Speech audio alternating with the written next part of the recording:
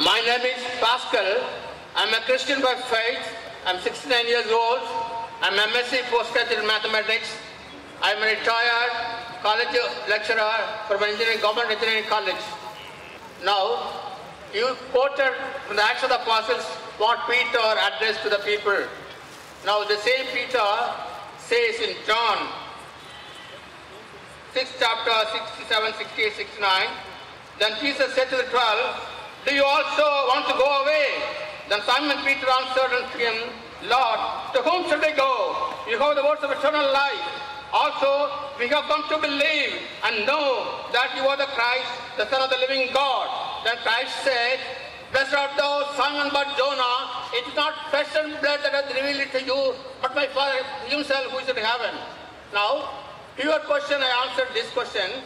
I got here 25 points to your asking, who can say that Christ claimed himself to be the Son of God? I have here 25 instances, but I don't want no time. I need a public debate with you if you are ready to agree. Not just one day, a 7-day public debate with you. I can contradict every statement of yours, what you said about Christianity, and maintain my stand. Pastor, my dear pastor has asked a good question. He's quoted the Gospel of John, and he quoted that Peter said that Jesus Christ was Son of God. I'll answer this. So remaining 24 points, my student will answer. You know, there are 100 people, thousands of people in the world who want to debate with me. You know, what I say, there's a criteria for me to debate. I'll come to that afterwards. First, I will answer your question. You quote from Gospel of John that Peter said, Jesus Christ was Son of God.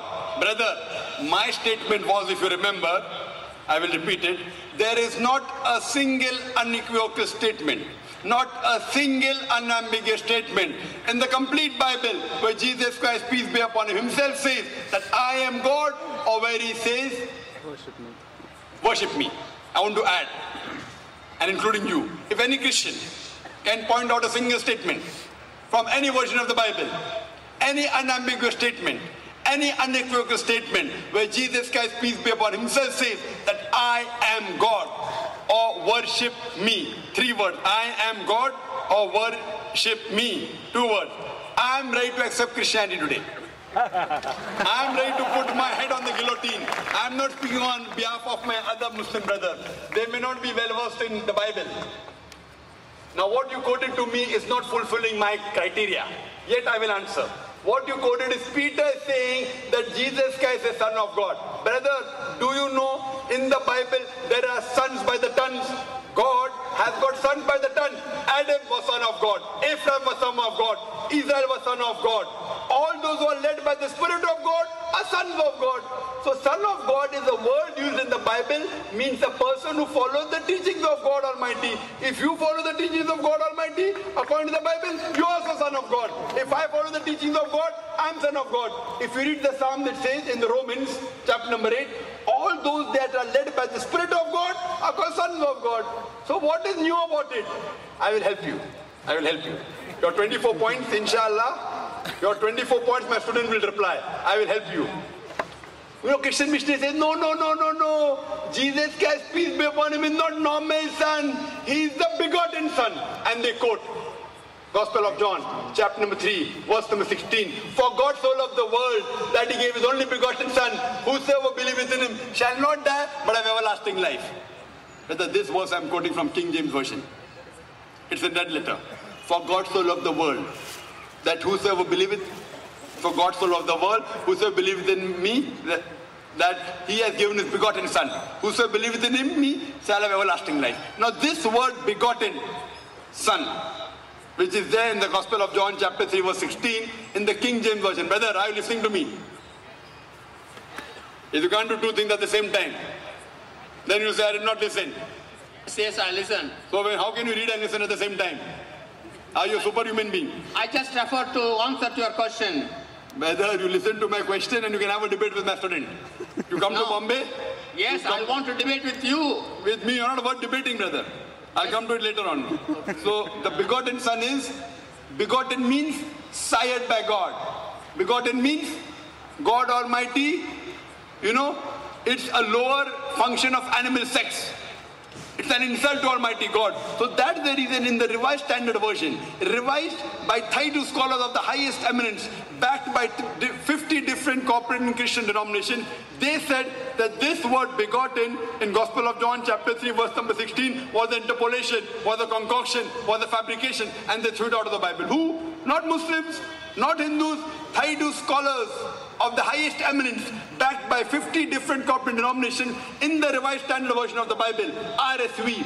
They have removed this word begotten as an interpolation, as a fabrication, as a concoction. So if you say Son of God, I verily agree that Jesus Christ was Son of God, meaning he was a godly person. Where do I disagree? But he never claimed he was God. As far as your other part, 24 questions that you have, you want to debate me. If you want to debate me, there are some criteria. There are some criteria. I would not mind debating anyone who on his own can at least gather 10,000 people. If you can give a public lecture. For a public lecture, if you can gather 10,000 Christians, I will debate you. Anyone in the world, or you give your material, to your doctors of divinity. You know Billy Graham? Billy Graham can gather more than 100,000 people.